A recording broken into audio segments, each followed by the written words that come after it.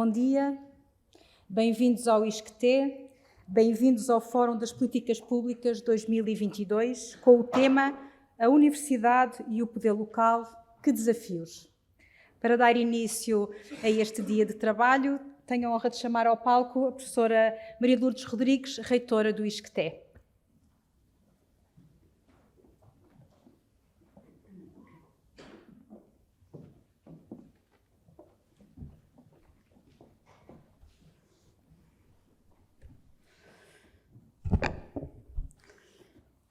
Muito bom dia a todos.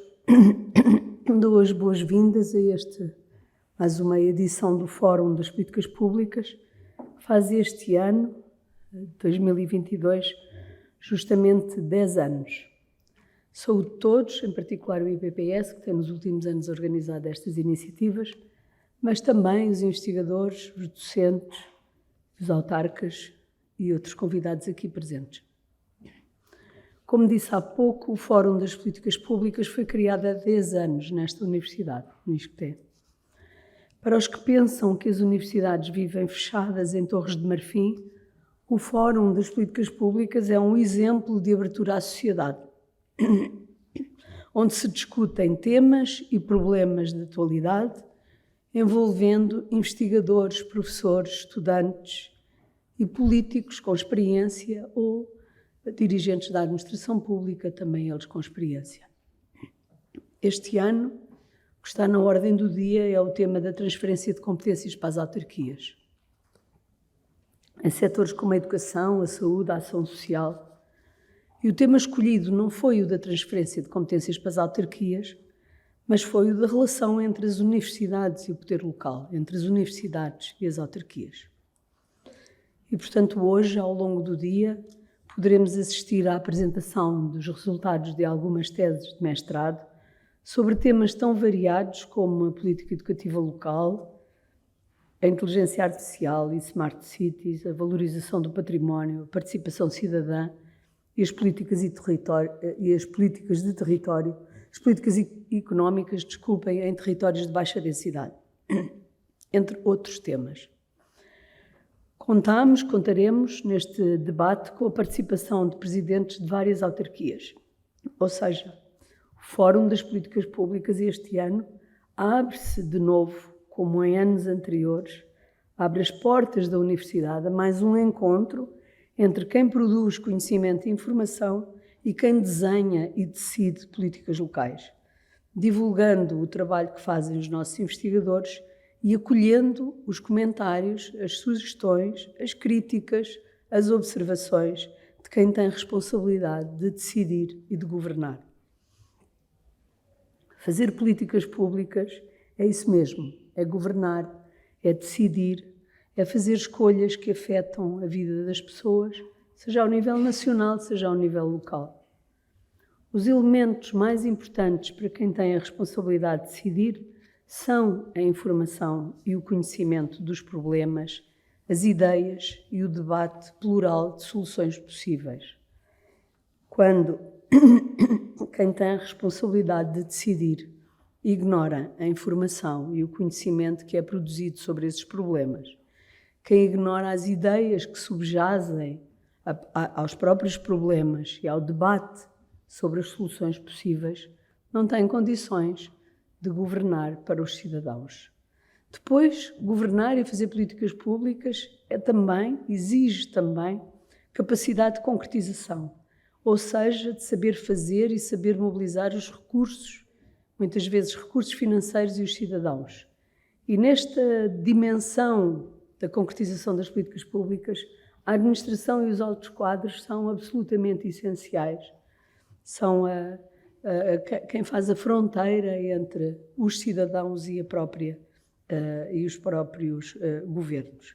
Mas, finalmente, fazer políticas públicas é também avaliar o que se faz para melhorar sempre a tomada de decisão e a sua concretização. Avaliar com humildade e procurar melhorar também com a mesma humildade.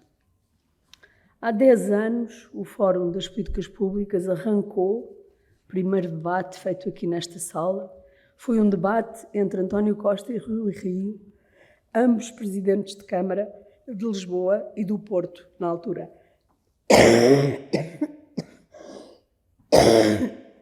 Peço desculpa. O tema, então, na ordem do dia, não era o da transferência de competências, era o da reorganização administrativa, isto é, o processo de fusão de freguesias e de municípios. O debate foi muito interessante, muito participado, mas olhando para trás, fica-se com a sensação de que o país anda, mas de forma lenta e hesitante, no reforço dos poderes autárquicos. Mas podíamos olhar para outros temas, podíamos nos lembrar do aeroporto, da linha de alta velocidade a ligar o norte e o sul do país, podíamos nos lembrar do Porto de Sines, podíamos nos lembrar de inúmeros projetos de políticas públicas na agenda política, em debate e em discussão, e em relação aos quais se dão 2 passos à frente e 1 para trás, ou 1 para a frente e 2 para trás, ainda não compreendi bem. E isto acontece ou porque não se encontrou um método de como fazer. Recordo-me que há 10 anos, uma das preocupações principais neste debate que surgiu foi o método para conseguir fazer a fusão e a diminuição do número de freguesias e de municípios. Não se tinha um método certo para o fazer. Mas muitas vezes também acontecem estas hesitações, estes passos atrás, porque não se encontram os recursos financeiros. Parece ser agora o tema em torno do debate sobre a transferência de competências para as autarquias. Mas muitas vezes surgem também dúvidas sobre as decisões. Arrancamos com muita vontade e com grandes objetivos e metas e a meio do percurso temos dúvidas sobre se é essa a decisão, se é esse o objetivo que queremos cumprir. E muitas vezes também acontece desistirmos de temas que exigem negociações difíceis. Em todos estes exemplos, que envolvem as autarquias, mas que envolvem também outros atores em outros setores, há um padrão que talvez explique as razões porque temos esta sensação de que andamos, mas andamos devagar. Talvez pudéssemos andar um pouco mais rapidamente para cumprir os objetivos. Enfim, queria terminar, apesar de tudo, com uma palavra positiva e de esperança. O Fórum das Políticas Públicas é um exemplo de resiliência na manutenção de um espaço de debate livre e plural de ideias políticas, de avaliação de políticas públicas, descomprometido, procurando contribuir para que tenhamos no país mais e melhores políticas públicas e já agora mais e melhores políticas públicas que nos façam andar um pouco mais depressa. Muito obrigada pela vossa presença.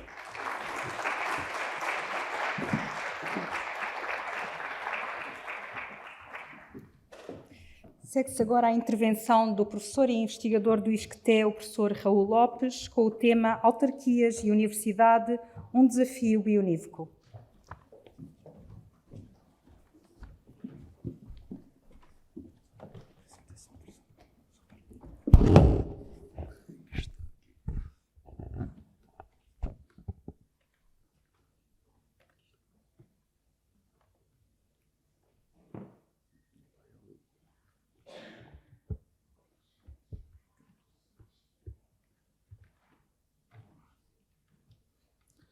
Bom, muito bom dia. Não sei se talvez assim fique melhor. Muito bom dia a todos. Eu vou basicamente tentar aqui enunciar 2 tipos de desafios que entendo que neste momento se colocam. Por um lado, desafios que se colocam às autarquias, por outro lado também desafios que se colocam à própria universidade nesta relação com as autarquias. E terminarei com uma breve nota de apresentação de como é que vai decorrer este fórum. Mas não queria fazer isto sem começar por prestar aqui um pequeno tributo aos autarcas e às autarquias. Porque lembremos-nos, quando se deu o 25 de Abril, que agora estamos a comemorar quase meio século da sua duração, no programa do MFA do 25 de Abril, ele era identificado por 3 Ds. o D da democracia, da descolonização e do desenvolvimento. Pois bem, as autarquias foram seguramente quem mais contribuiu para a materialização do D de desenvolvimento que estava na agenda do 25 de abril de 1974. Bastará olharmos para este gráfico que aqui está à vossa frente e que nos mostra que nos anos 70, das pessoas que viviam em casas, porque havia quem não o vivesse, quase 40% não tinha eletricidade, não tinha esgotos e mais de 50% não tinha água canalizada em casa. Rapidamente esta realidade mudou e, portanto, quem mudou o país foram justamente as autarquias que promoveram uma reforma profunda das condições de vida da população portuguesa de norte a sul, do litoral ao interior. Na década seguinte, na década de 90, as autarquias foram também elas decisivas para a promoção da coesão territorial. Dotaram o país de planos de ordenamento do território por todo o lado. Empenharam-se na erradicação das barracas. Criaram uma ampla rede de equipamentos coletivos ligados às áreas sociais, como da saúde, da educação, da cultura, do apoio social, do desporto, lazer, etc. Empenharam-se também, por esta altura, na política de combate à pobreza e à exclusão social naquilo que é a sua dimensão territorial. E, com a mudança de século, mudaram as suas prioridades. Porque a própria realidade mudou. Nas últimas 2 décadas temos vindo a assistir a uma priorização da intervenção autárquica em torno da intervenção social, em especial no apoio aos jovens e aos idosos. Mas, paralelamente, as autarquias têm vindo a alargar a sua esfera de intervenções a novas áreas. Dou aqui o exemplo da proteção civil ou do combate aos incêndios, que tem a relevância que é conhecida, em especial nas zonas rurais de maior florestação do país. Mas estas têm sido também as décadas em que as autarquias investiram muito especialmente na requalificação do espaço público, na atratividade dos lugares e, mais recentemente ainda, têm vindo a envolver-se em questões que têm que ver com a sustentabilidade, que nós vamos simbolizando pelas smart cities ou pela descarbonização, etc. Apesar de toda esta obra feita, a verdade é que as autarquias estão de novo confrontadas com uma série de novos desafios que lhes são colocados pelo desenvolvimento local. Desafios que vêm de 3 fontes, a primeira das quais é colocada pelo processo de descentralização em curso, que há pouco a senhora reitora aqui invocou, que, como sabemos, teve origem na Lei 50 de 2018. Com esta lei, as autarquias passam a ser um parceiro fundamental no combate à pobreza e à exclusão social, passam a ter uma enorme responsabilidade na concretização da nova geração de políticas de habitação, passam a gerir uma boa parte da expressão local das políticas sociais, seja no domínio da educação e, presumivelmente, da saúde, dossiê que, como sabemos, não está encerrado. E é verdade que na discussão pública sobre este dossiê tem prevalecido a discussão sobre a questão financeira, que não é uma questão só menos, bem entendido. Mas há outras questões que se colocam aqui. E eu diria, um diagnóstico assertivo dos problemas ou uma boa capacidade de avaliação das políticas pode ser mais importante para a eficácia da intervenção autárquica do que o dinheiro. Justamente, esperamos que este fórum nos diga se sim, se a Universidade pode ajudar as autarquias a enfrentar este desafio. Mas não é só a descentralização que interpela as autarquias. A própria Estratégia Portugal 2030 vem fazê-lo de forma muito ampla e incisiva. A Estratégia do Portugal 2030 Convoca as autarquias para a promoção do empreendedorismo e da inovação do tecido empresarial local. Convoca as autarquias para promoverem a economia circular e a utilização sustentável dos recursos. Convoca as autarquias para promoverem o desenho de políticas locais integradas de atração populacional e de promoção da coesão social local. Convoca as autarquias para valorizarem os instrumentos que dão corpo ao eixo estratégico do Portugal 2030, o eixo Portugal mais próximo. A questão que se coloca é: estarão as autarquias devidamente preparadas e capacitadas para enfrentar estes desafios? Algumas das respostas possíveis espero ouvi-las hoje aqui. Em especial, o terceiro grande fonte de interpelação das autarquias é o próprio país, é a própria sociedade que vê a criação de emprego e o desenvolvimento económico local como uma agenda prioritária das suas vidas. E isto coloca também novos problemas às autarquias. Algumas já começaram a abraçar este desafio, outras não sabem como fazê-lo. Mas, verdadeiramente, o que é que está aqui em causa? Está uma diversidade de coisas muito diferentes. Está a necessidade de repensar a abordagem da intervenção numa lógica mais setorial ou mais sistémica. O que está em causa também, no fundo, repensar as metodologias de planeamento e as parcerias de atores, em linha com os exemplos que a senhora reitora há pouco nos dizia. Está em causa mudar o próprio grupo de instrumentos que são mobilizados, repensar, no fundo, os instrumentos municipais de promoção da economia. No passado, aquilo que temos vindo a assistir é a mobilização das autarquias construindo infraestruturas económicas ou concedendo incentivos fiscais. Bom, a bibliografia internacional diz-nos que é a altura de repensarmos isto, porque os instrumentos e materiais do desenvolvimento devem prevalecer, porque são mais eficazes. E o modelo de governança das políticas territoriais não é menos relevante para a eficácia das políticas públicas locais. E estão aqui em causa a necessidade de repensarmos não só o modelo de funcionamento das CCDRs, de rediscutir a regionalização, questões que parecem estar mais ou menos pré-agendadas na discussão pública portuguesa, mas discutir o próprio modelo de funcionamento das comunidades intermunicipais ou áreas metropolitanas ou o funcionamento dos serviços desconcentrados da administração central e o seu mapeamento.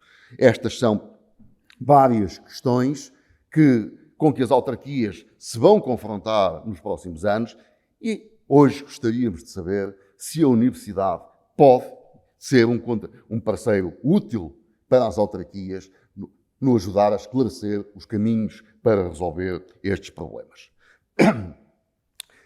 Quer dizer que, com isto tudo, é a própria universidade que está confrontada com um desafio de se envolver naquilo que são os desígnios do desenvolvimento local em Portugal. Ou seja, a universidade precisa de sair da sua zona de conforto. E nós sabemos como isso é difícil. Por várias ordens de razões que não vêm agora aqui ao caso. Mas, primeiro que tudo, precisamos de entender o que é que podemos fazer, que contributo podemos dar para o desenvolvimento do país e para reforçar a eficácia da intervenção das autarquias locais. Uma vez mais, repito, espero que este fórum nos ajude a perceber o que é que há para fazer e o que é que a universidade pode ajudar a fazê-lo. Sem prejuízo disso, permita-se-me que enuncie 8 áreas em que me parece que há amplo espaço de materialização de parcerias entre a universidade e as autarquias, e é para isso que estamos aqui hoje reunidos. Primeiro, naquilo que é a vocação fundamental da universidade, formar recursos humanos com competências ajustadas às exigências do futuro. Mas também na definição de programas de capacitação estratégica, seja de autarcas, seja dos técnicos que será necessário mobilizar para as políticas de desenvolvimento territorial.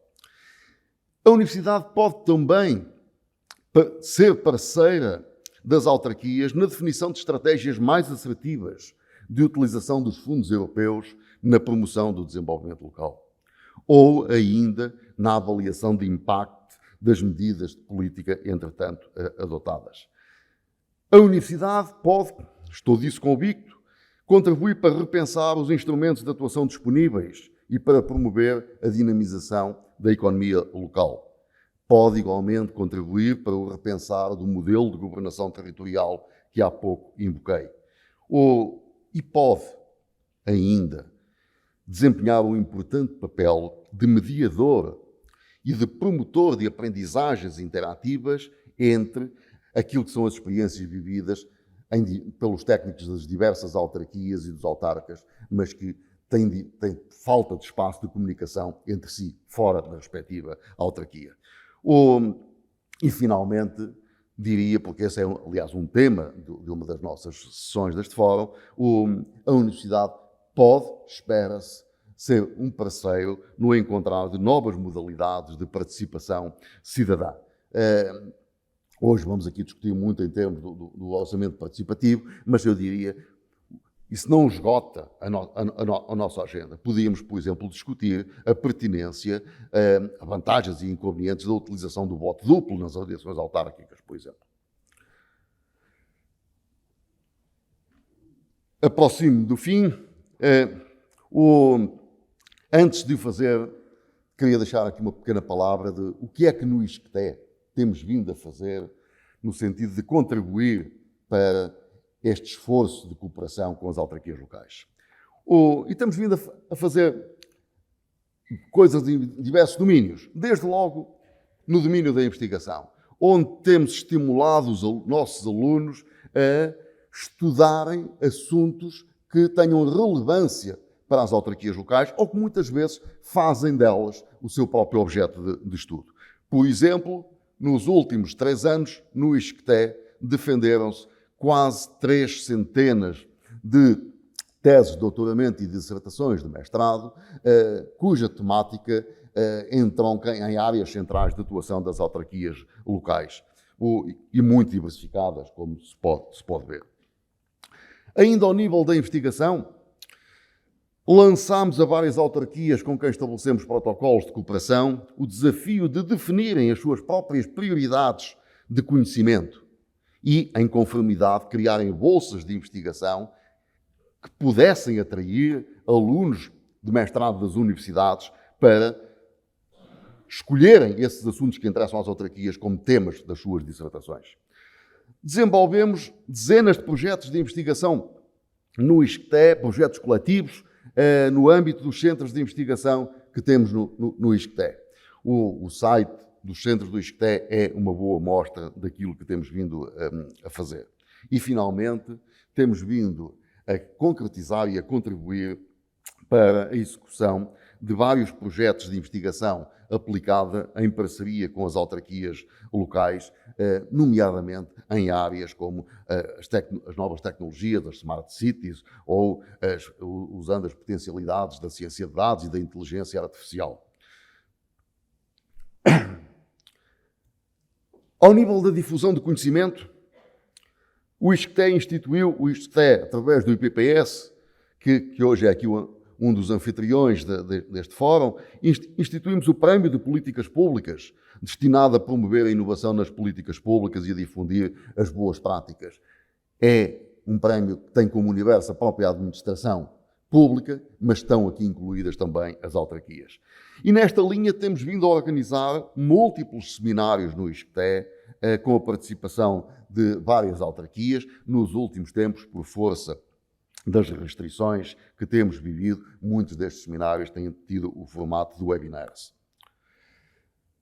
Ao nível da oferta de conteúdos formativos, para além das dezenas de mestrados e doutoramentos que temos normalmente a funcionar no ISCTE, uns com maior proximidade, outros com menos proximidade àquilo que é o core business das autarquias, temos vindo também a oferecer cursos de especialização e de pós-graduações desenhados à medida seja para técnicos, seja para dirigentes e autarcas. Alguns destes cursos com a particularidade de serem ministrados no próprio local, na própria autarquia. Temos vindo a apoiar programas de dinamização e de capacitação do ecossistema do empreendedorismo e da inovação local, em parceria com as autarquias. Nisso está particularmente envolvido o Audax. E temos vindo a estabelecer parcerias com as autarquias da área metropolitana de Lisboa, no sentido de disponibilizar residências para os alunos e de desconcentrar a oferta de ensino da área metropolitana de Lisboa. A senhora reitora tem sido, nisso, uma lutadora incansável e a delegação do ISCTE de Sintra, que neste momento dá os seus primeiros passos, é disso a expressão mais evidente.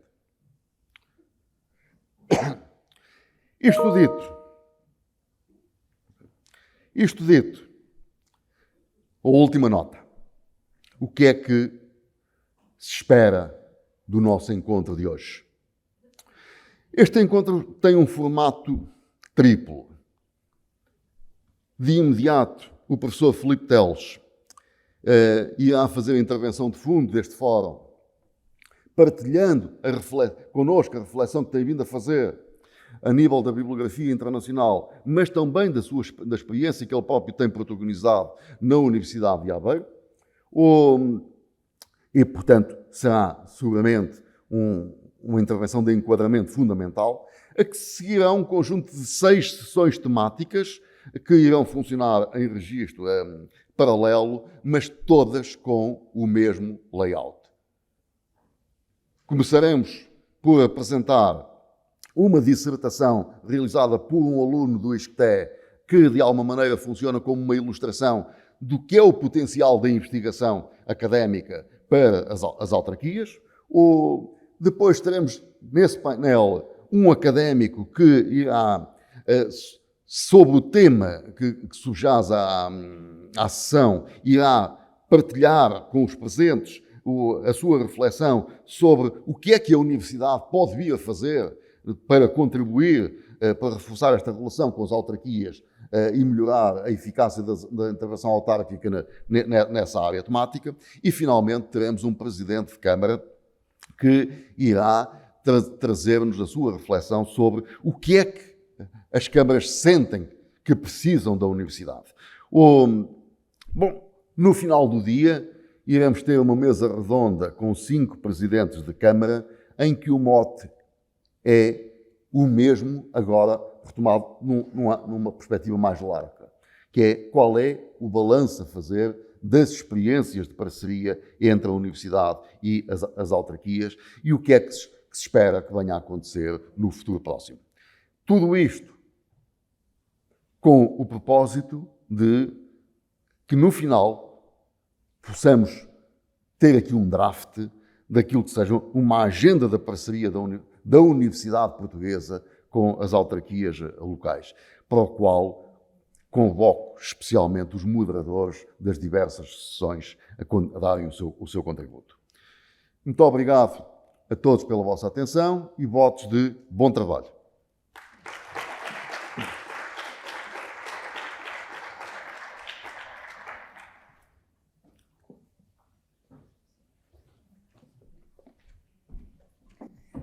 Obrigada, professor. Segue-se então a intervenção do professor Filipe Teles, da Universidade de Aveiro. O professor Filipe Teles é doutorado em Ciências Políticas, docente no Departamento de Ciências Sociais, Políticas e do Território da Universidade de Aveiro, onde desempenha atualmente a função de pró-reitor para o desenvolvimento regional e da política de cidades. Do seu vasto e relevante currículo académico e profissional, salientamos as seguintes atividades. É membro da Unidade de Investigação em Governança, Competitividade e Políticas Públicas, onde tem desenvolvido trabalho de investigação em governação e administração local e regional, reformas territoriais e inovação de base territorial. É coordenador da Estratégia Integrada de Desenvolvimento Territorial da região de Aveiro. É presidente da European Urban Research Association. É coordenador da secção de Governação e Política Local da Associação Portuguesa de Ciência Política. Integra a direção do Consórcio Europeu de Pesquisa Política. Tem trabalhado como consultor em diversas organizações: Comitê Económico e Social da União Europeia, Conselho da Europa, Agência Europeia de Ambiente.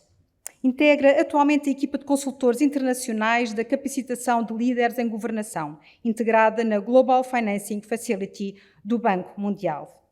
É autor e coautor de diversos artigos em revistas académicas de referência. Senhor Professor, muito obrigado pela sua presença.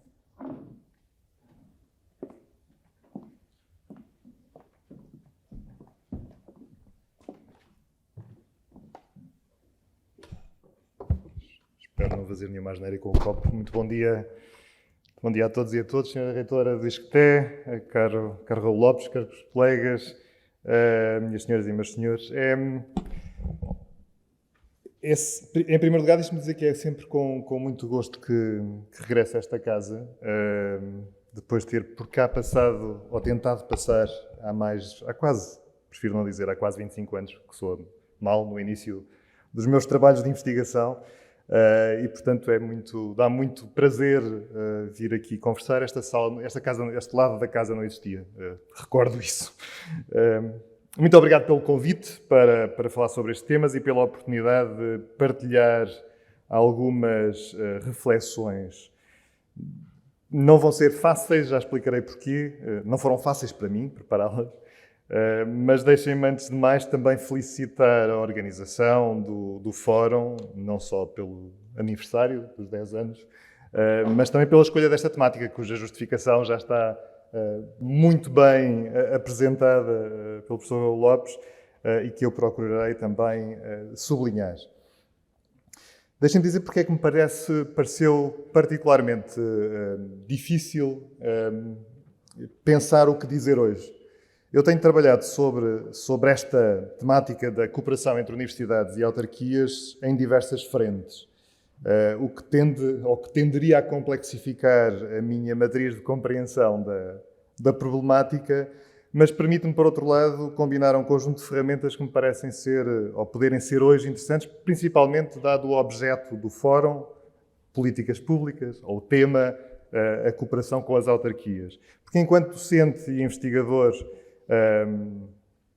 sobre estes temas em particular e da governação local e do desenvolvimento regional, tenho dedicado essencialmente todo o meu trabalho de investigação, mas também enquanto responsável numa equipa reitoral por estas áreas,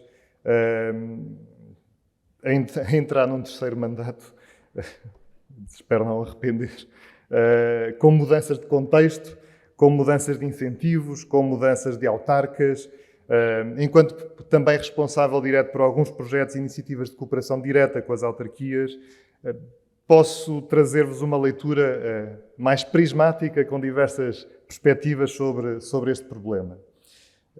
O meu desafio hoje é precisamente o de procurar evitar a complexificação excessiva e tentar contribuir para esta reflexão de forma mais articulada e com contributos efetivos, espero, e objetivos para aquilo que foi aqui sugerido como a necessária agenda para uma agenda de cooperação entre universidades portuguesas e autarquias. E por isso propus-me trazer essencialmente uma justificação e um enquadramento para esta agenda.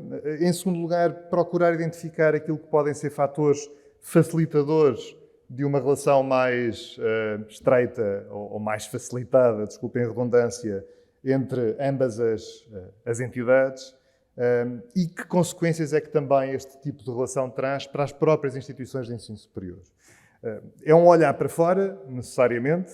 Eu diria que grande parte do fórum hoje, pelo que percebi do programa, tem esse cariz, um olhar para fora e para as necessidades das autarquias, para o contexto, mas deixem-me, em parte da minha intervenção também, trazer um olhar para dentro das instituições de ensino superior, os mecanismos institucionais necessários para facilitar estes processos de relação com as autarquias em Portugal.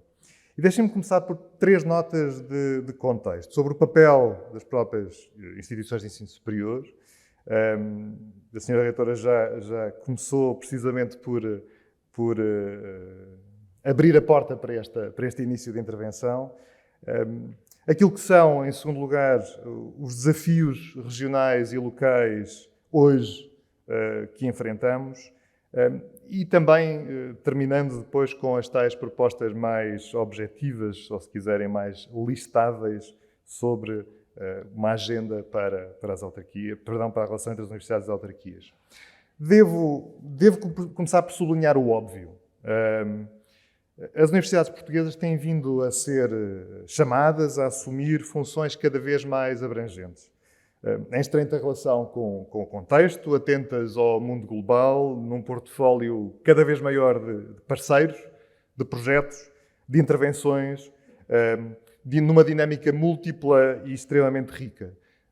Muitas vezes nos perguntamos se somos capazes de responder a tantos apelos e a tantas exigências que hoje são colocadas às instituições de ensino superior como motores, por exemplo, dos tais ecossistemas de inovação regional, de desenvolvimento, particularmente se olharmos para o que é hoje a agenda de inovação, ou que tem sido a agenda de inovação nas políticas regionais de desenvolvimento da Comissão Europeia, que colocam o sistema científico e tecnológico no centro dessas agendas como motor de desenvolvimento. É só mais uma novidade a acrescer às múltiplas novidades que têm colocado pressão sobre o papel das instituições de ensino superior.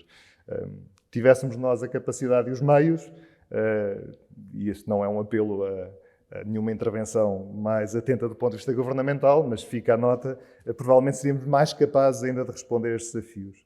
Mas eu diria que o domínio onde esta transformação da missão e o espectro da ação universitária mais se alargou diz respeito a um uso por vezes abusivo, porque também não sabemos muito bem defini-lo, mas tem a ver com uma ideia muito simples de dizer, que é do impacto das universidades. Ou seja, de facto, aquilo que mais tem sido solicitado às universidades é que tenham um maior impacto societal nas mais diversas áreas, particularmente nas últimas 2 décadas.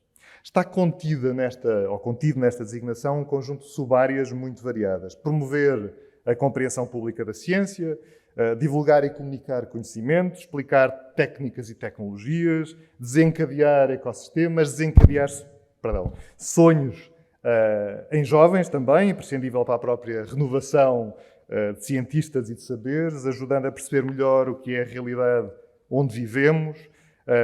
Diria que esta é uma função particularmente importante das universidades, porque é inseparável de uma condição essencial de cidadania, que é fundacional das próprias universidades, mas também fundamental para a liberdade individual e coletiva, a capacidade de fazer escolhas e hoje, neste fórum, eu diria também a capacidade de contribuir para a qualificação das escolhas e a qualificação das políticas públicas.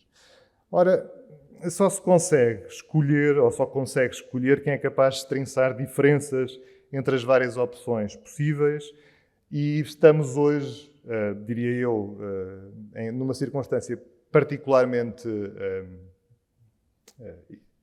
que torna evidente esta necessidade de escolha, quando vivemos num mundo que nos tem vindo a dar disto mesmo, vários exemplos, no momento em que se assiste, por exemplo, à proliferação dos desafios mais complexos que enfrentamos em termos de políticas públicas na área da sustentabilidade, na área do desenvolvimento económico, na área da segurança, na área da privacidade de dados, na área da qualificação de políticas, na área ambiental. Eu diria que é precisamente função da universidade desenvolver pensamento crítico e ajudar a encontrar respostas, para estes mesmos desafios. Da necessária qualificação das políticas públicas, das alterações climáticas, da sustentabilidade ambiental, da alimentação suficiente, saudável e sustentável para todos, da distribuição da riqueza, da educação e das oportunidades que garantam a inclusão de cada um e cada uma, das epidemias.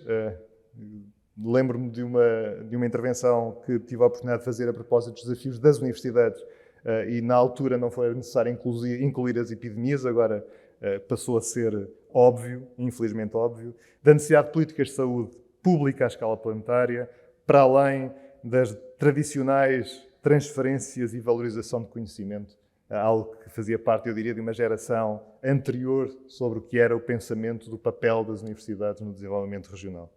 Eu diria que estamos assim perante aquilo que alguns autores têm vindo a designar por universidade cívica. É um conceito que foi sendo usado, caiu em desuso, gosto de continuar a usá-lo, na criação de dinâmicas de cooperação com a sociedade, colocando ao seu dispor a multiplicidade de valências nela existente, das ciências, dos saberes, das engenharias às artes, às humanidades, dos equipamentos mais avançados às estruturas disponíveis e às pessoas.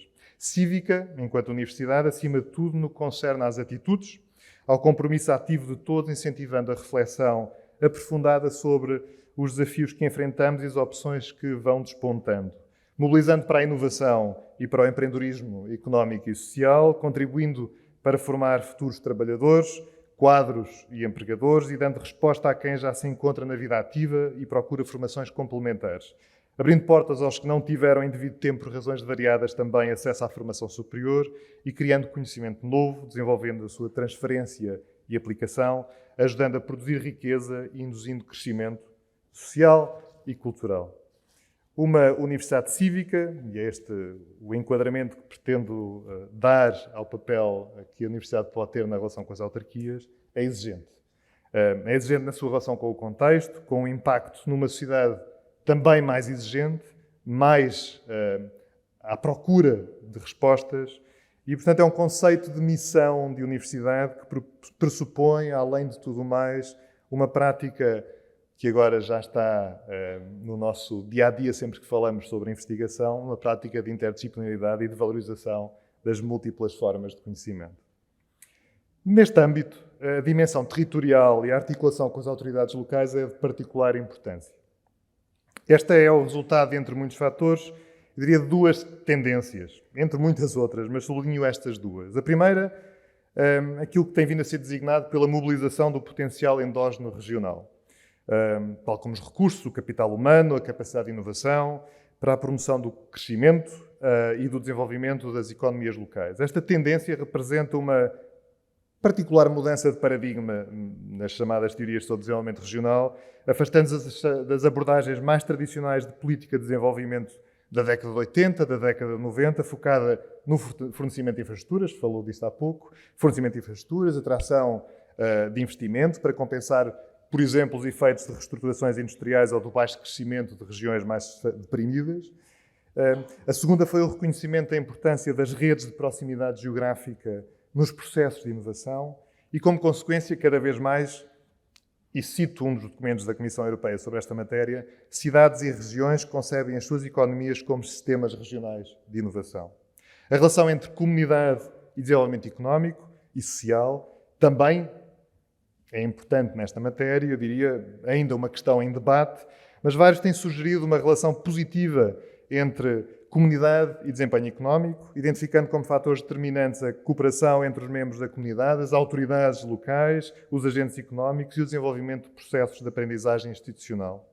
Para além disso, a estrutura social das comunidades pode ser considerada um antecedente ou um determinante da atividade económica, condicionando culturalmente a identificação de oportunidades, assim como de iniciativas que visem o benefício dos territórios e ainda de a criação dos tais ecossistemas que promovam também a coesão. Aqui as universidades também devem ter um papel relevante.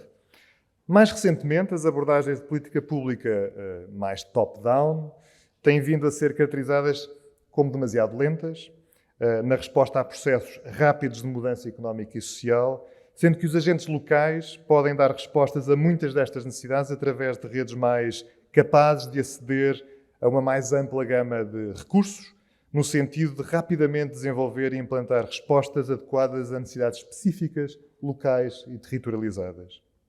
Relembro outro mantra da agenda atual.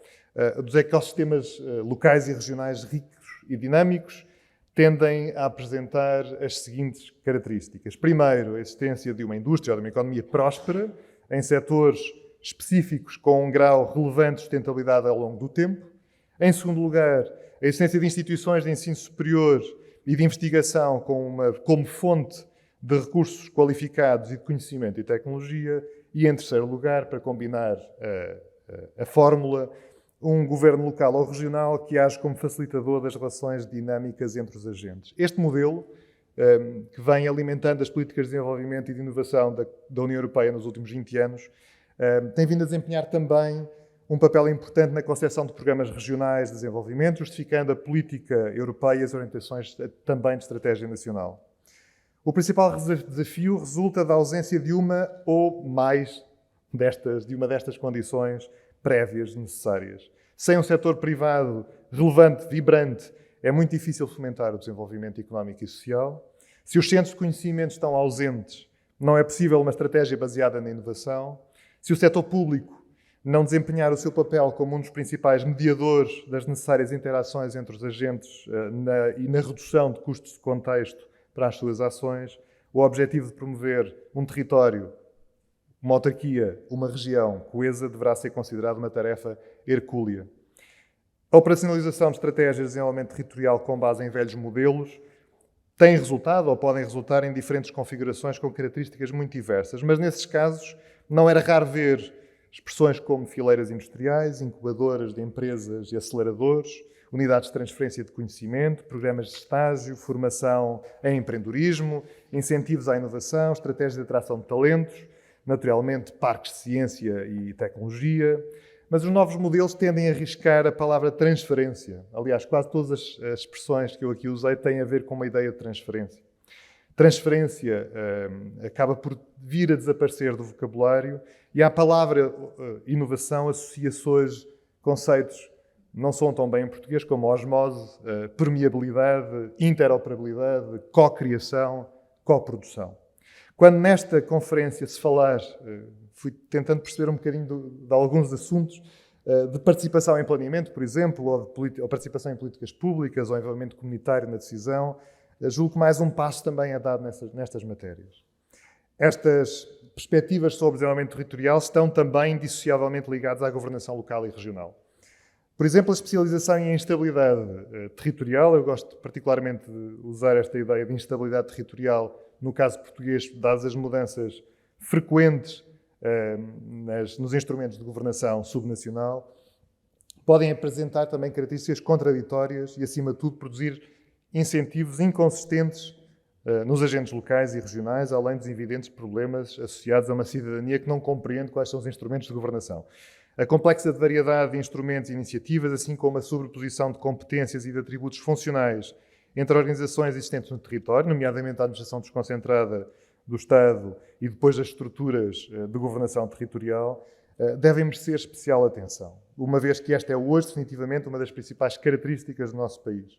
Um território onde a existência de estruturas com missões e competências sobrepostas é evidente, como casos, e podia aqui enumerar nomes, grupos de ação local, estratégias de desenvolvimento local de base comunitária, áreas metropolitanas e comunidades intermunicipais, os municípios, as estratégias de desenvolvimento lideradas por comunidades, a administração regional em domínios de intervenção específicos, autoridades de gestão regional para programas regionais, financiamento, associações de fins específicos, planos de ação de desenvolvimento local, estratégias integradas de desenvolvimento territorial, incentivos a ações coletivas, associações promotoras de planos de desenvolvimento territorial. Eu estou a dizer depressa para imaginarem a confusão que enfrentamos no território quando o tentamos governar.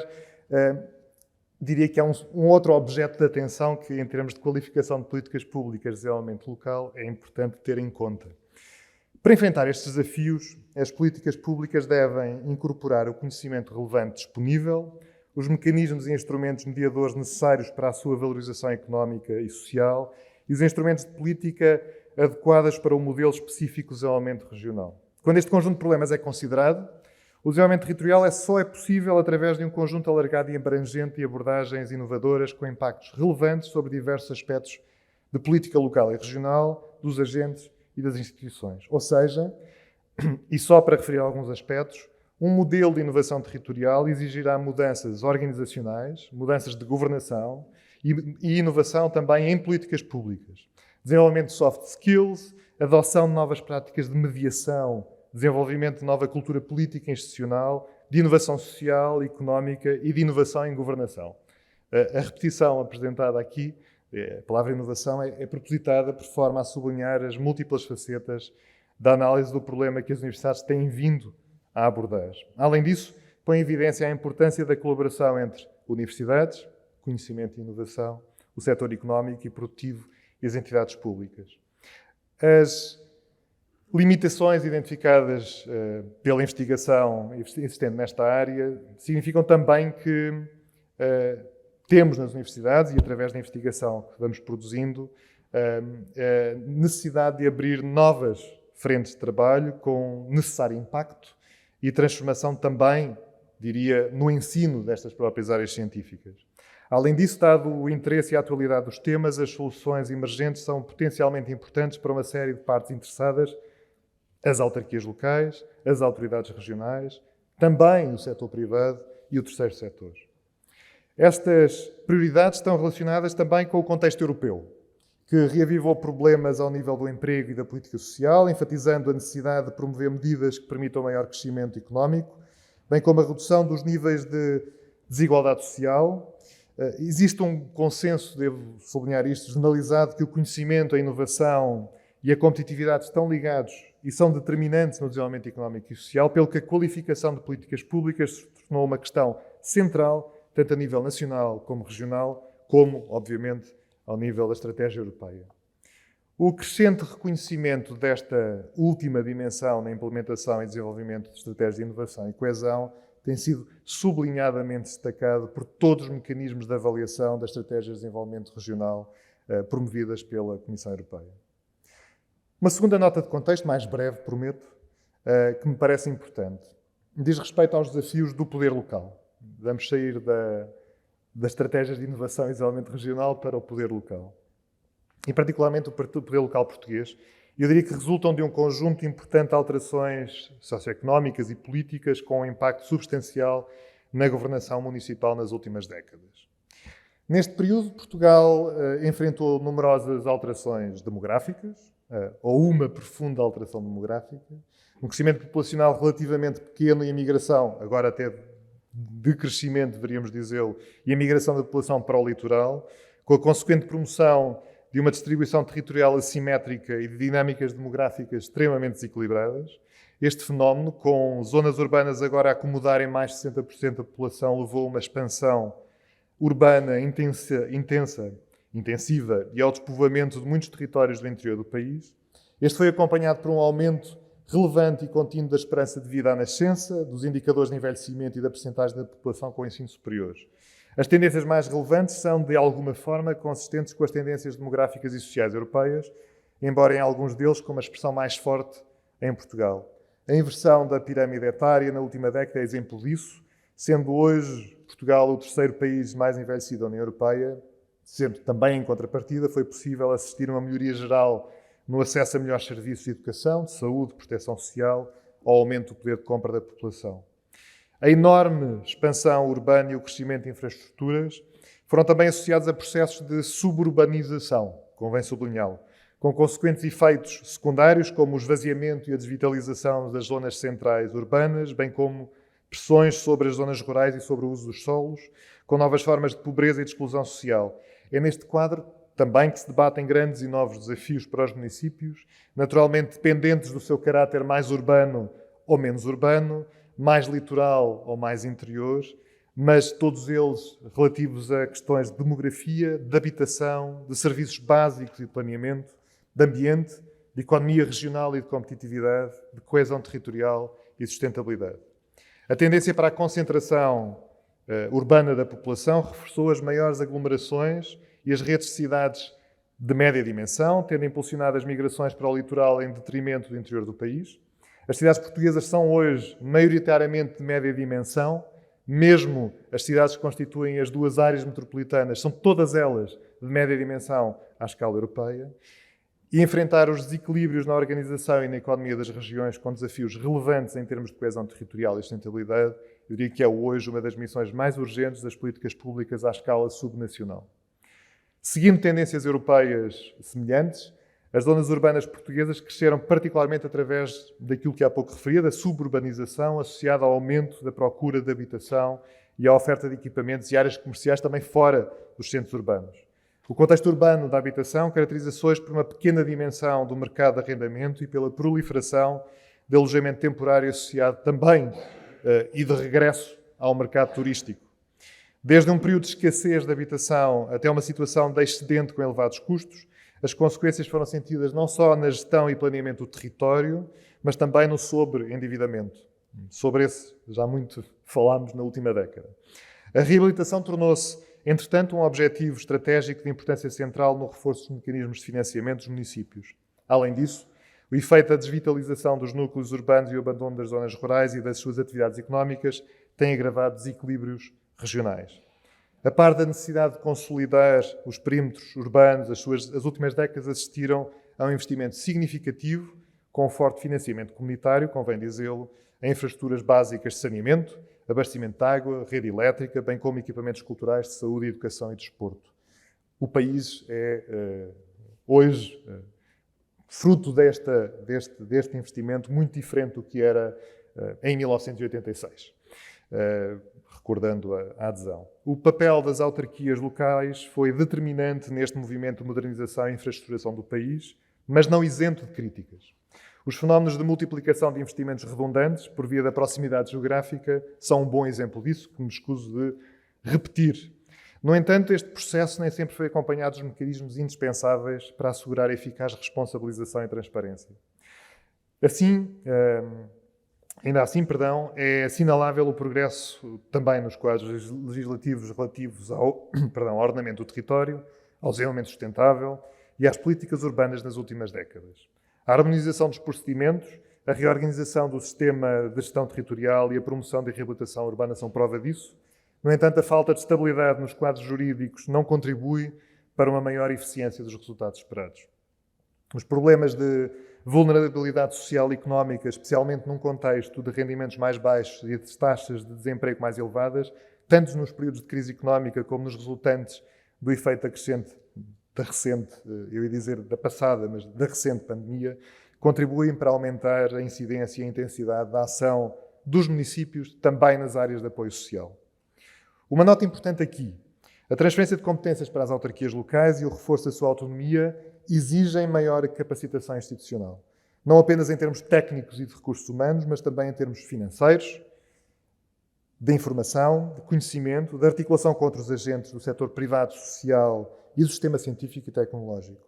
A promoção de estratégias de inovação e competitividade exigiu dos municípios uma rápida adequação a novas agendas de política pública, nomeadamente na criação e participação em programas de desenvolvimento territorial integrado, quase sempre no âmbito de mecanismos intermunicipais ou de colaboração intermunicipal em áreas metropolitanas.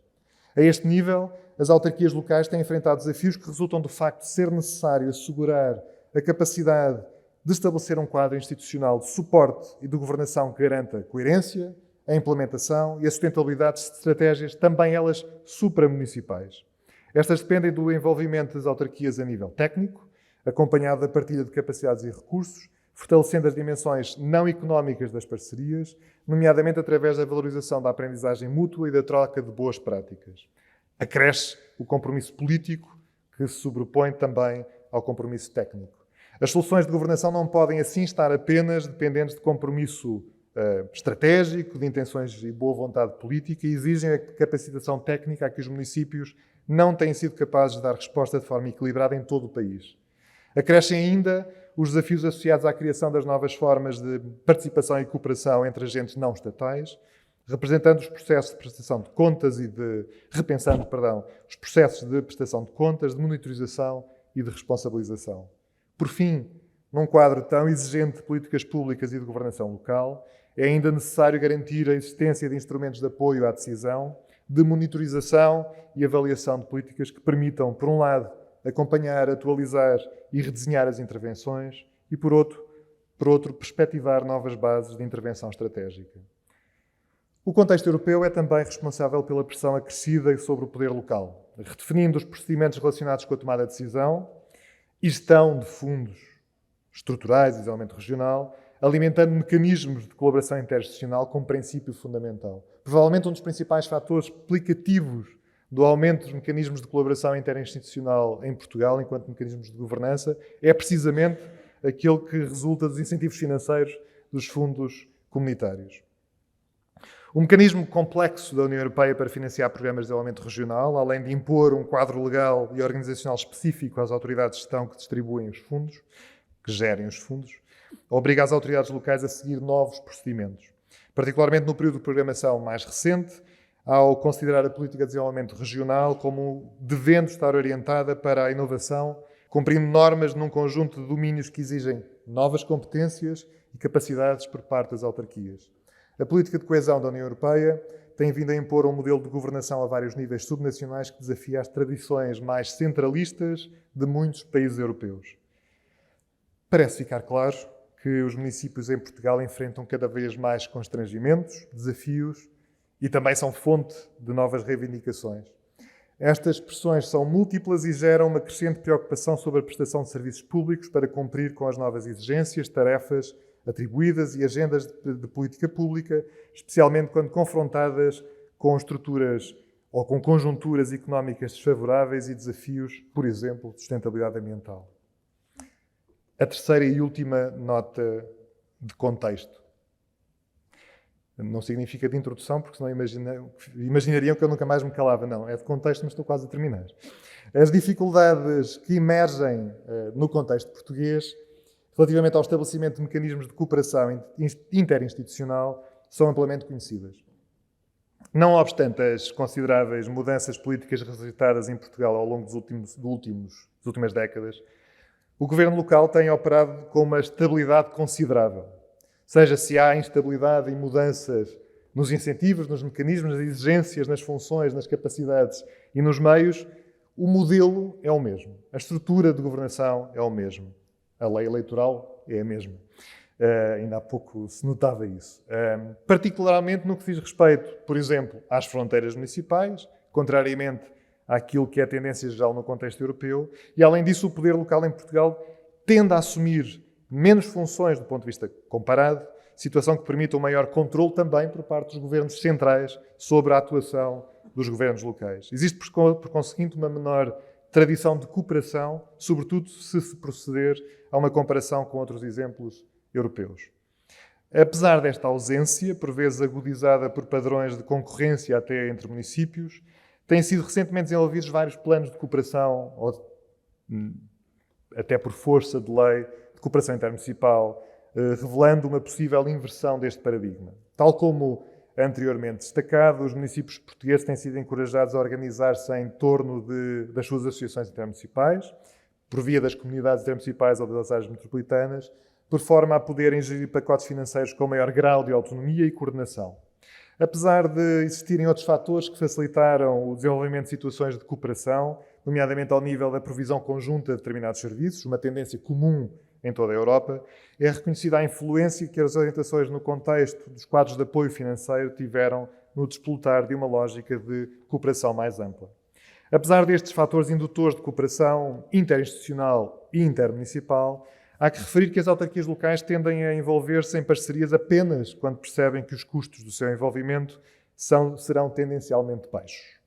Estes custos podem ser relacionados com problemas associados a assimetrias de informação entre parceiros, às dificuldades das autoridades locais em chegar a um acordo sobre esforços de cooperação e a divisão de ganhos e aos custos associados com a monitorização de acordos de cooperação.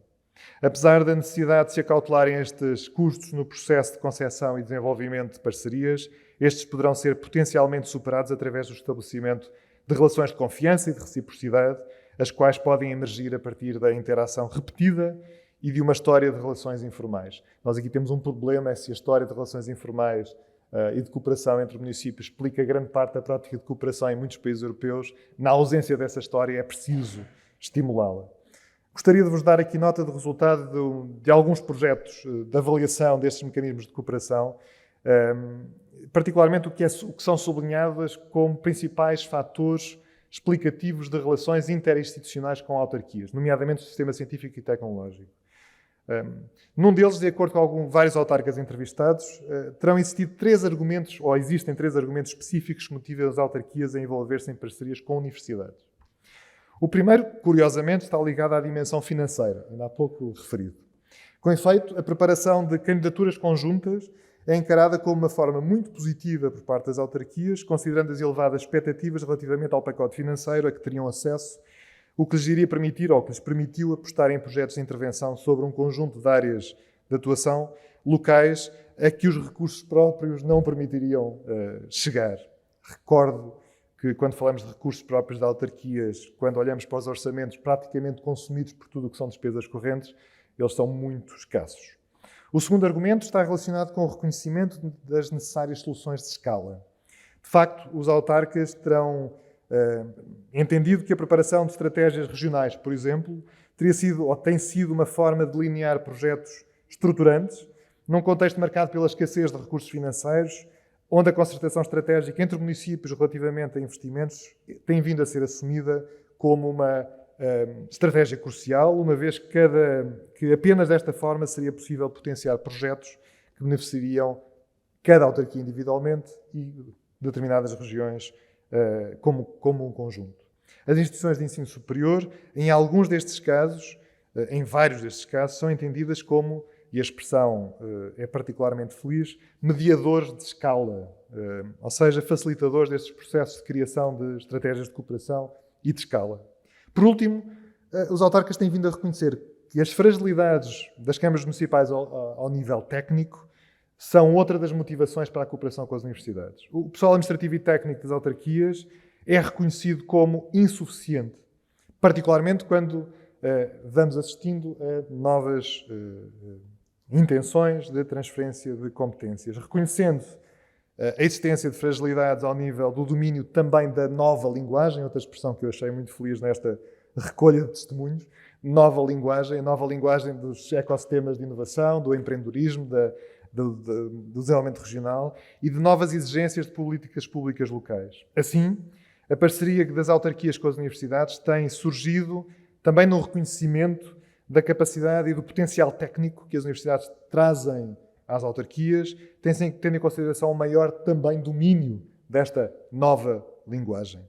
Para além desta razão, alguns académicos entrevistados, complementando 2 estudos que foram feitos sobre isso em Portugal e Espanha, mas aqui focado apenas nos resultados de Portugal, não consideraram também, ou não desconsideraram também, a hipótese do aprofundamento de parceria está relacionado com a credibilidade de alguns dos atores envolvidos no processo de cooperação. Aqueles agentes que fazem a mediação entre as autarquias e as universidades têm aqui um papel importante. Já falarei sobre isso. Para além destas motivações mais diretas, será importante destacar como fator indutor de parceria, já há pouco dizia, anteriores experiências de cooperação entre autarquias e universidades. Ou seja, o passado ajuda a explicar também esta relação.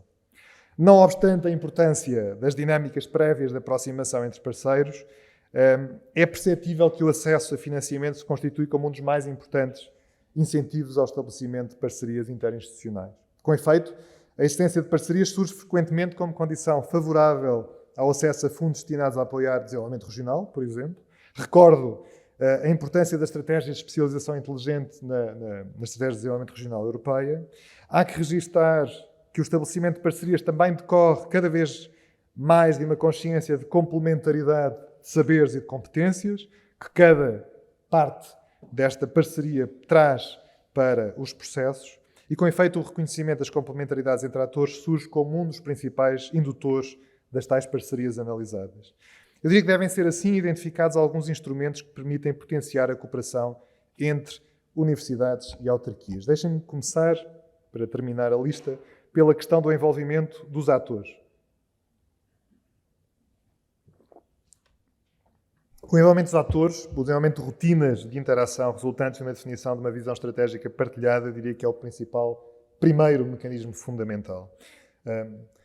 Usando a expressão mote deste fórum, o desenvolvimento de uma agenda é fundamental a partir do envolvimento dos principais atores neste processo, as autarquias e a academia. Um segundo mecanismo resulta da formalização, e aqui sublinho a palavra formalização. Formalização da cooperação interinstitucional. Isto possibilita sinalizar a todos os envolvidos, e aos cidadãos também, que as entidades que os integram estão comprometidas com a parceria e com a partilha de uma determinada visão para o território ou para o trabalho conjunto. Adicionalmente, poderão ser importantes instrumentos de especificação também do contributo individual de cada uma das entidades envolvidas nas parcerias, bem como das expectativas que estas têm quanto aos benefícios para cada instituição individualmente considerada. Estas especificações podem ainda ser, posteriormente, cruciais para as atividades de monitorização da implementação dos projetos e atividades previstas. Com efeito, a reflexão prévia necessária à concretização destas parcerias poderá permitir aos envolvidos ajustar a ambição dos projetos à realidade dos territórios e aos recursos disponíveis. Ao nível da partilha de conhecimento, destacaria o papel desempenhado, porque tem vindo a ser sublinhado isto de forma muito clara, por mediadores institucionais, individuais ou organizacionais, os quais, tendo conhecimento da índole mais transversal, interdisciplinar, interinstitucional, intersetorial, conseguem exercer uma importante missão de elo de ligação entre diferentes organizações. A literatura fala-nos dos boundary spanners, chamemos-lhe outra coisa, os tais mediadores, agentes que, quer nas instituições de ensino superior, quer nas autarquias, têm precisamente este papel de serem facilitadores de diálogos interinstitucionais. Acrescem outros fatores que afetam o processo de colaboração propriamente dito. Entre estes, a liderança, nas suas mais diversas formas, elemento que é frequentemente considerado como um dos mais importantes para o bom funcionamento deste tipo de parcerias.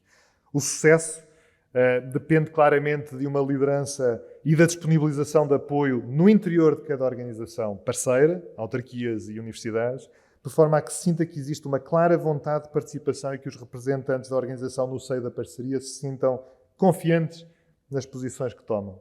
Por outro lado, a própria parceria em si mesma necessita de uma liderança facilitadora, a qual se torna essencial para envolver os diversos potenciais parceiros e para promover uma saudável e eficaz relacionamento com os diferentes atores. Serão assim fatores facilitadores ao nível do compromisso de atores, a existência de confiança pessoal e interinstitucional, o histórico de parcerias e de projetos bem-sucedidos, a institucionalização de vias de cooperação entre parceiros, a capacidade e demonstração de resultados e a celebração, algo que eu tenho sublinhado várias vezes, a celebração das pequenas vitórias, dos pequenos passos, os pequenos ganhos na colaboração com as autarquias, a participação dos atores na fase de desenho e concepção dos processos, das unidades de investigação, dos grupos de investigação, dos investigadores nestes processos, das diferentes escolas, a percepção quanto aos benefícios também cada um relativamente a estas parcerias. Quanto aos fatores relativos à gestão da parceria ela mesma, fundamental, diria, a existência das estruturas mediadoras que mobilizem o conhecimento multidisciplinar e multissetorial, ajudando também a comunicar e a articular as universidades com as autarquias. Não basta a intenção e a estratégia e o acordo, é necessária a estrutura mediadora. Dinâmicas de liderança forte e bem distribuídas, de apoio político com via de promover a credibilidade e o impacto de cada um dos projetos resultantes dessas parcerias. A existência de estruturas de gestão operacional que auxiliam a dinamização e articulação da comunicação entre os parceiros, estruturas conjuntas. Atividades de divulgação que facilitam a ligação interinstitucional dentro e fora das parcerias e a replicação até de projetos, mas também a sensibilização e a demonstração de resultados. Eu diria que, por forma a tornar possível esta abordagem a mais longo prazo, é fundamental a institucionalização dos mecanismos de governança que facilitem esta colaboração entre universidades e autarquias. Com efeito, a prática sugere que o sucesso de soluções de governação destas parcerias tem estado excessivamente dependente do contributo individual dos tais atores-chave, cuja ausência, ou afastamento, ou reforma, tendem a causar rupturas nos projetos que podem gerar deficiências em termos da sua implementação, ou na sua continuidade, ou mesmo no declínio das relações de parceria. Projetos pontuais, as ligações específicas entre um docente e uma autarquia, todos nós conhecemos estas práticas, não permitem a institucionalização nem o cumprimento de uma agenda mais estratégica para a relação entre universidades e autarquias. A institucionalização permitiria não apenas superar esta tendência ou esta dependência, mas também potencialmente suplantar as dificuldades que parecem emergir da descontinuidade que muitas vezes acontece neste tipo de processos. Gostaria, assim, de terminar com um conjunto de condições de implementação, mas também de prioridades de agenda para a cooperação universidade-autarquias.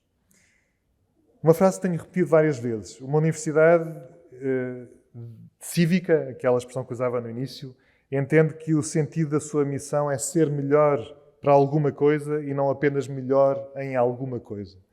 Ser melhor para alguma coisa implica estar ao serviço. Trata-se de uma universidade ativamente envolvida na sociedade, promovendo a excelência e a colaboração de forma inovadora, em função das necessidades identificadas pela comunidade. Para tal, a fronteira que se esbate entre academia e sociedade exige uma capacidade permanente de adaptação e aos desafios desta última, da sociedade. Mais centrípeta do que centrífuga.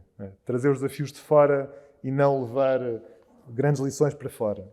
A distinção e separação entre funções principais e função de ligação à sociedade, usualmente designada por terceira missão das universidades, é necessariamente menos clara nesta forma de ver a universidade. A sobreposição e interligação entre as três missões, formação, investigação e cooperação, torna-se não só mais presente, como também mais determinante na estratégia central de uma universidade. Esta intencional articulação ou interdependência entre as missões universitárias tem profundas consequências para cada uma delas e, eu diria, para a missão da universidade como um todo. Em síntese, reconhece o sentido de identidade indissociável da sua comunidade de pertença. Uma universidade aberta, permeável aos desafios societais, capaz de medir, importante isto, e de avaliar o seu contributo para a sociedade. Tendo em consideração o percurso do ensino superior em Portugal ao longo das últimas décadas, importa tornar mais evidente este sentido de missão, procurando também os incentivos e os mecanismos de política de ensino superior que permitam reunir condições para consolidar a relação com a sociedade e a cooperação com os seus territórios de pertença mais próximos, orientar os processos futuros de aprofundamento da sua missão, especialmente no que diz respeito a esta articulação, e inovar na forma como se coloca ao serviço da sociedade.